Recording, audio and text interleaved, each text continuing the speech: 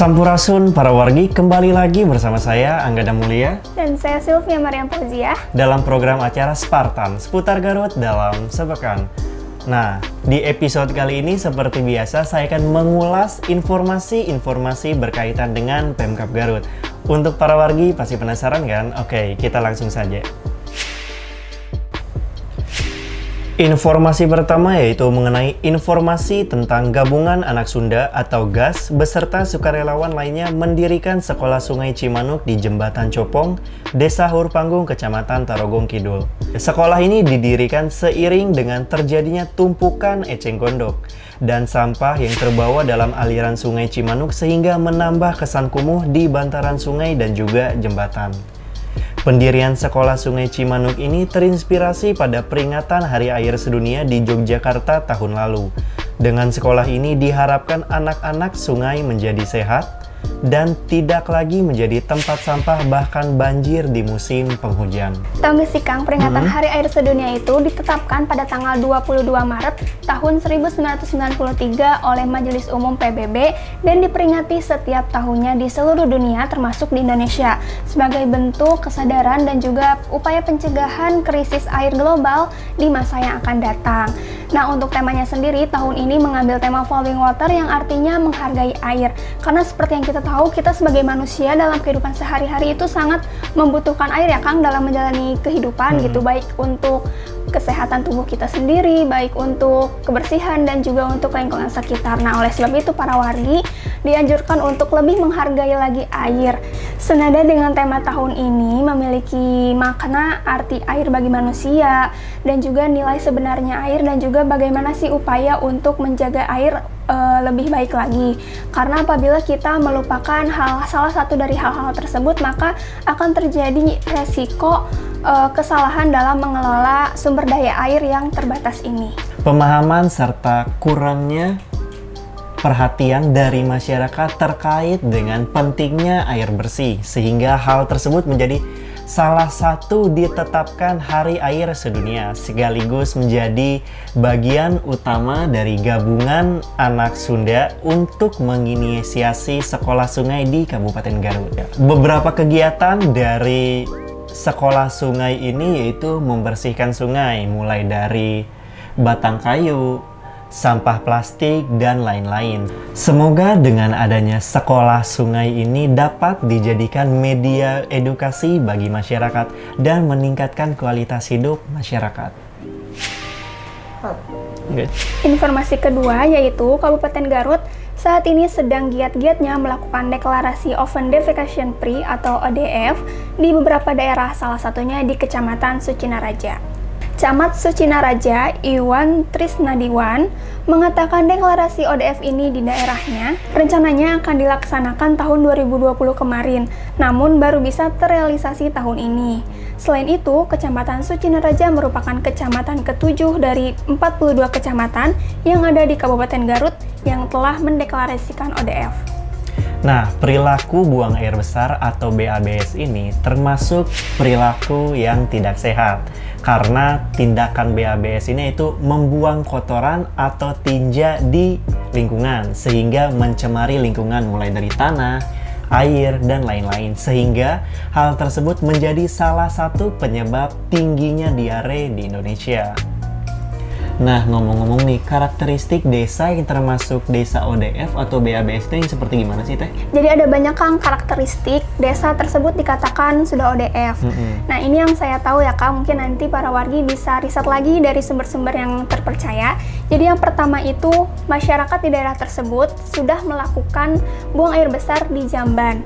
Lalu yang kedua, tidak adanya kotoran manusia di lingkungan sekitar, lalu juga tidak tercium bau yang tidak sedap yang diakibatkan dari kotoran manusia itu sendiri. Selanjutnya, adanya penerapan sanksi bagi masyarakat yang masih melakukan buang air besar di ruangan yang terbuka. Lalu juga di sekolah daerah tersebut sudah ada jamban yang sehat dan juga tempat cuci tangan yang bisa digunakan oleh siswa tersebut. Nah, di Kabupaten Garut sendiri sudah ada sekitar 47% desa yang telah mendeklarasikan ODF. Menurut Bupati Garut, Bapak Rudi Gunawan, mengatakan bahwa Sucinaraja ini merupakan kecamatan ke-7 dari 42 kecamatan yang telah mendeklarasikan ODF. Lalu apa sih tujuan dari adanya deklarasi ODF ini? Jadi tujuannya adalah untuk mengubah pola atau perilaku hidup sehat di Kabupaten Garut khususnya dengan cara tidak buang air besar sembarangan dan di tempat yang terbuka. Masyarakat juga perlu dan sangat dilibatkan dalam upaya ini ya Kang, karena masyarakat memiliki peran yang sangat penting dalam terwujudnya Garut untuk menjadi kabupaten yang ODF dengan cara tidak buang air besar di tempat terbuka, mau itu di sungai ataupun di tempat-tempat terbuka lainnya, dan juga tidak membuang sampah ke sungai dan tidak membuang sampah di sembarangan tempat. Informasi ketiga yaitu pemerintah Kabupaten Garut menggelar acara workshop Desa Wisata dan Digital Jawa Barat dalam agenda Jabar Culture Tourism Festival atau JAVES. Kegiatan ini merupakan kolaborasi antara lintas Kementerian Indonesia Maju dengan beberapa ikatan alumni universitas dan institut yang ada di Indonesia. Bupati Garut mengajak masyarakat untuk mengembangkan pariwisata di Kabupaten Garut karena saat ini pertumbuhan ekonomi di Kabupaten Garut minus 1,3%. Dalam kegiatan ini, Bupati Garut menganggarkan dana sebanyak 10 miliar dari APBD Kabupaten Garut tahun 2022 untuk pengembangan pariwisata. Nah, program JAVES 2021 ini merupakan bentuk dan upaya untuk pelestarian pariwisata dan juga pemulihan ekonomi yang sempat terpuruk Kang akibat COVID-19 ini. Dengan cara melakukan terobosan baru, memberikan bimbingan terhadap desa-desa dan juga pusat pariwisata terpadu di Jawa Barat. Langkah ini juga diterapkan di Kabupaten Garut sebagai upaya untuk membangkitkan pariwisata di Kabupaten Garut sendiri. Nah, tadi sudah disebutkan ya Kang bahwa program ini diinisiasi oleh gabungan alumni beberapa universitas negeri di Indonesia, khususnya di Jawa Barat Kang. Ada 4 universitas yang terlibat, ikatan alumninya maksudnya. Di antaranya Ikatan Alumni Unpad atau Universitas Pajajaran, Ikatan Alumni Universitas Indonesia, Ikatan Alumni IPB, dan juga Ikatan Alumni ITB. Nah, selain itu juga para ikatan alumni ini berkolaborasi dengan lintas Kementerian Indonesia Maju ya Kang.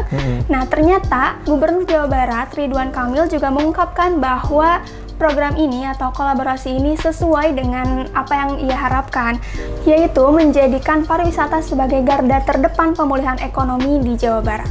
Nah, gelaran Jabar Culture dan Tourism Festival ini atau JAVES akan digelar secara estafet di beberapa kota di Jawa Barat, mulai dari Kota Bandung, Bogor, Depok, Cirebon, dan Kota Garut. Lalu sejumlah kegiatan promosi pariwisata dan budaya, olahraga tradisional, dan sejumlah UMKM yang akan dipamerkan.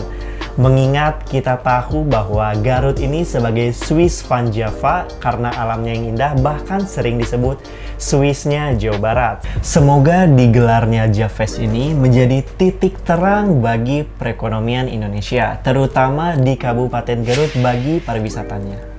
Informasi yang terakhir adalah Yayasan Cipta berkolaborasi dengan Tanoto Foundation yang bekerja sama dengan Satgas Penanganan Stunting di Kabupaten Garut menggelar lokakarya untuk pendalaman serta penguatan strategi komunikasi perubahan perilaku yang digunakan untuk pencegahan stunting di Kabupaten Garut. Kepala Bidang Kesehatan Masyarakat Dinas Kesehatan Kabupaten Garut, Dr. Tri Cahyonugroho mengatakan di Kabupaten Garut itu awalnya angka stuntingnya tinggi, tapi terjadi progres penurunan yang cepat. Berdasarkan data Riskesda, prevalensi stunting di Kabupaten Garut tahun 2013 mencapai 43,2%. Kemudian di tahun 2018 turun menjadi 37,7%. Sedangkan tahun 2019 mencapai 27,3%, di bawah rata-rata nasional yaitu 27,4%.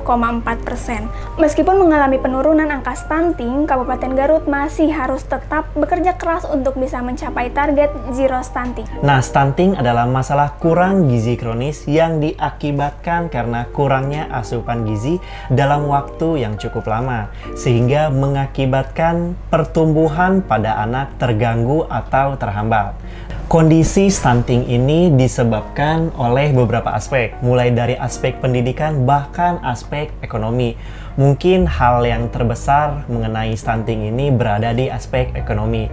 Nah, untuk para wargi juga yang belum tahu ataupun yang udah tahu nih ya, ciri-ciri dari stunting itu seperti apa sih? Nah, yang pertama itu ada pertumbuhan melambat. Yang kedua ada wajah tampak lebih muda dari anak seusianya. Yang ketiga, pertumbuhan gigi terlambat. Yang keempat, performa buruk pada kemampuan fokus dan memori belajarnya. Yang kelima, usia 8-10 tahun, anak menjadi lebih pendiam, tidak banyak melakukan kontak mata terhadap orang di sekitarnya. Yang keenam, berat badan balita tidak naik bahkan cenderung menurun. Yang ketujuh, perkembangan tubuh anak terhambat seperti telat menstruasi pertama pada anak perempuan. Yang kedelapan, anak mudah terserang berbagai penyakit infeksi.